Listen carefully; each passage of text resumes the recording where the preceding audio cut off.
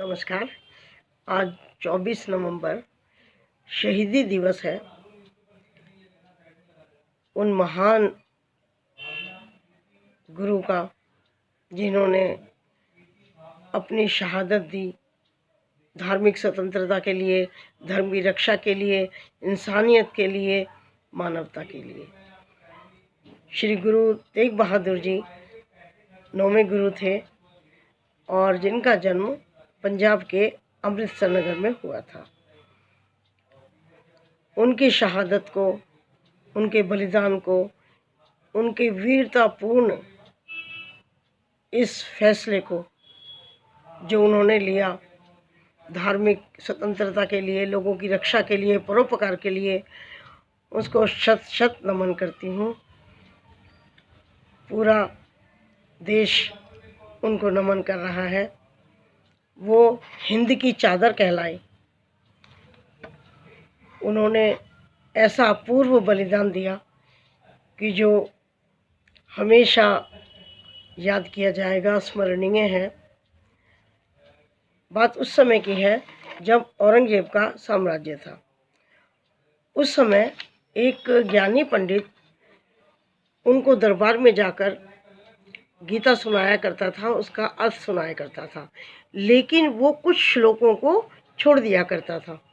एक बार वो बहुत बीमार हो गए और उन्होंने अपने बेटे को वहाँ पर गीता सुनाने के लिए भेज दिया, लेकिन वो ये बताना भूल गए कि कुछ श्लोक वहाँ नहीं पढ़ने हैं, उसका अर्थ नहीं समझाना है। उनके बेटे को पता नहीं था। उन्होंने पूरी गीता का भावार्थ सब उन्हें समझा दिया। उस दिन औरंगजेब की समझ में तो ये बात आ गई कि सभी धर्म महान हैं, सभी धर्म अपना महत्वपूर्ण स्थान रखते हैं, लेकिन हठ धर्मी थे। अपने धर्म के आगे उनको किसी भी धर्म की प्रशंसा सुननी कबूल नहीं थी, नहीं सुन पाते थे अपने हठ धर्मी स्वभाव के कारण। तो उनके कुछ सलाहकारों ने उन्हें सलाह दी कि सबको इस्लाम धर्म अपना दिया जाए, सबका धर्म परिवर्तन करा दिया जाए। ये बात औरंगजेब की समझ में आ गई और उन्होंने कुछ लोगों की ये ड्यूटी लगा दी, कुछ लोगों को ये कार्य दे दिया कि वो धर्म परिवर्तन कराएं और उन्हें ये कहा जाए कि या तो इस्लाम धर्म अपनाओ या फिर अपनी ज़िंदगी से हाथ धो लो। तो ये क्रम चलने लगा।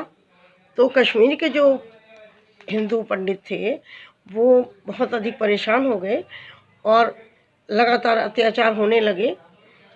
तो वो सब मिलकर के गुरु तेग बहादुर जी के पास आए और उन्होंने अपनी समस्या बताई कि हमारे पर बहुत जुल्म हो रहे हैं, हमारी बहन बेटियों की इज्जत भी खतरे में है और जहाँ हम पानी भरने जाते हैं वहाँ हड्डियाँ भी फेंक जाती हैं। यानी तरह तरह के जो भी जुल्म हो रहे थे वो सब उन्होंने वहाँ पर बताए। उसी समय गुरु तेग बहादुर जी के 9 वर्षीय पुत्र, मात्र 9 वर्षीय पुत्र वहाँ पर आ गए। प्रीतम वहाँ पर आ गए, जो आगे जाकर के गुरु गोविंद सिंह जी बने।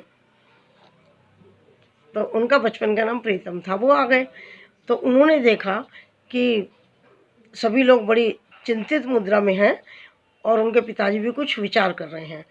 तो उसने पूछा कि क्या बात है, सारे लोग इतने चिंता में क्यों दिखाई दे रहे हैं, क्या हुआ? तो तेग बहादुर जी ने, उनके पिता ने सारी बात उनको बता दी।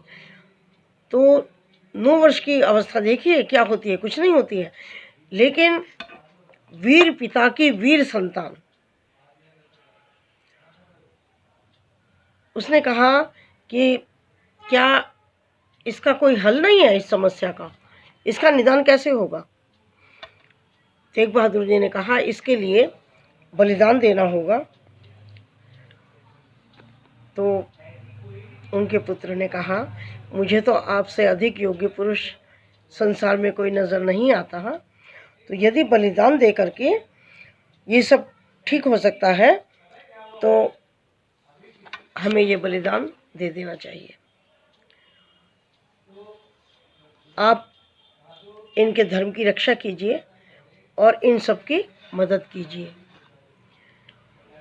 जितने लोग वहाँ पर थे वो सब आश्चर्यचकित रह गए 9 वर्षीय बच्चे की इस बात को सुनकर। उन्होंने कहा, बेटा, अगर इन्होंने बलिदान दे दिया तो तुम अनाथ हो जाओगे और तुम्हारी माँ विधवा हो जाएगी। बालक की वीरता देखिए। मतलब मैं तो उनके लिए, गुरु गोविंद सिंह जी के लिए कुछ शब्द नहीं ढूंढ पा रही हूँ कि उन बच्चों ने कहा कि यदि मेरे पिता का बलिदान देने से हजारों करोड़ों बच्चे अनाथ होने से बच जाएंगे तो मैं अनाथ होने के लिए तैयार। यदि मेरी एक माँ विधवा हो जाएगी और मेरी अनेकों माताएं विधवा होने से बच जाएंगी तो मुझे ये बलिदान स्वीकार है। किस तरह से हम उनका आभार जता सकते हैं, कोई शब्द नहीं है, शब्द कम पड़ जाते हैं। तो उन्होंने कहा, तेग बहादुर जी ने उन पंडितों से बोला जो आए थे कश्मीरी कि जाओ जाकर औरंगजेब से कह दो कि पहले गुरु तेग बहादुर को इस्लाम धर्म कबूल करवाओ। यदि उन्होंने कबूल कर लिया तो हम भी कर लेंगे। दरबार में गुरु तेग बहादुर जी स्वयं ही चले गए। वहाँ जाकर के औरंगजेब ने उन्हें बहुत प्रकार के लालच दिए, डराया, धमकाया, उनके 2 शिष्यों को मार भी दिया, लेकिन गुरु तेग बहादुर टस से मस नहीं हुए और उन्होंने बोल दिया कि शीश कटवा सकता हूँ, केश नहीं कटवा सकता। क्योंकि वो अपने प्रथम गुरु नानक जी के बताए हुए मार्ग पर चल रहे थे, पूरी ईमानदारी के साथ, पूरी लगन के साथ, और सबके प्रति मन में प्रेम की भावना लिए थे, तभी तो इतना सब कुछ कर पाए। जब उन्होंने कहा कि शीश कटवा सकता हूँ, केश नहीं कटवा सकता, तो औरंगजेब को बहुत गुस्सा आया। फिर अंत में गुरु तेग बहादुर जी ने इतना कह दिया कि यदि तुम जबरन किसी को ये धर्म अपनाने के लिए मजबूर कर रहे हो, उन पर जुल्म कर रहे हो, तो तुम सच्चे मुसलमान नहीं हो। क्यों? क्योंकि आपके धर्म में भी कहीं ये नहीं वर्णित है कि किसी पर भी जुल्म किया जाए। इस बात से तो औरंगजेब बहुत खफा हो गए, बहुत ज़्यादा क्रोधित हो गए और उन्होंने चांदनी चौक में इनके शीश को काटने का हुक्म दे दिया और सबके सामने चांदनी चौक में उनके शीश को धड़ से अलग कर दिया गया। और उसी जगह पर आज हम देखते हैं शीशगंज गुरुद्वारा साहिब हैं, जहाँ पर हम उन्हें बराबर नमन करते हैं, कर सकते हैं। उनके द्वारा रचित 115 पद्य गुरु ग्रंथ साहिब में भी सम्मिलित हैं। उनकी शहादत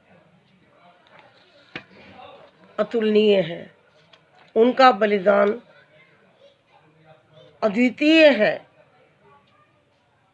और उनके 9 वर्षीय पुत्र की उस समय सोच शत शत नमन करते हैं। और उन्होंने ये अपने धर्म की रक्षा के लिए नहीं, दूसरे धर्म को भी, हिंदू धर्म को भी अपने धर्म के समान मान करके ये शहादत दी थी, ये बलिदान दिया था, ये कुर्बानी दी थी। तो ये दर्शाता है कि कितने महान थे वो, उनकी सोच कितनी गहरी थी, संकीर्ण विचारधारा के नहीं थे। जितना सम्मान अपने धर्म का करते थे उतना ही सम्मान वो दूसरे धर्म का भी करते थे। अपने धर्म की रक्षा के लिए, अपने लिए, अपनी जाति के लिए, अपने धर्म के लिए, अपनी संस्कृति के लिए तो बहुत बलिदान हुए, बहुत उदाहरण मिल जाएंगे सैकड़ों, लेकिन दूसरे धर्म की रक्षा करने के लिए एकमात्र गुरु तेग बहादुर का बलिदान ही उल्लेखनीय है, उल्लेखनीय रहेगा। मैं शत शत नमन करती हूँ उनको, उनकी शहादत को, कि वो अमर हैं, अमर रहेंगे। सारा संसार उन्हें पूजनीय मानता है और मानता रहेगा। जय गुरुदेव।